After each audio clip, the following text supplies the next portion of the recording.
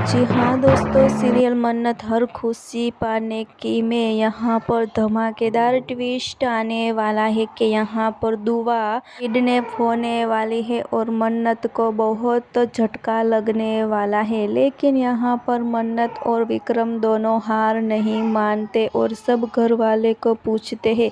लेकिन यहाँ पर मन्नत याशिका को थप्पड़ मारने वाली है क्योंकि यहाँ पर याशिका किडनैप किया है। जी हाँ दोस्तों, सीरियल में आगे धमाकेदार ट्विस्ट आने वाला है कि यहाँ पर विक्रम मन्नत दोनों बहुत परेशान होने वाले हैं। आगे ऐसा सीन भी आने वाला है कि याशिका की सारी सच्चाई विक्रम के सामने आने वाली है। जी हाँ, फिलहाल लिए बस इतना सा। आगे देखने के लिए जुड़े रहे, सब्सक्राइब और कमेंट करके हमें ज़रूर बताना कि विक्रम और मन्नत की जोड़ी आपको कैसी लगती है। जी हाँ, फिलहाल लिए बस इतना सा दोस्तों।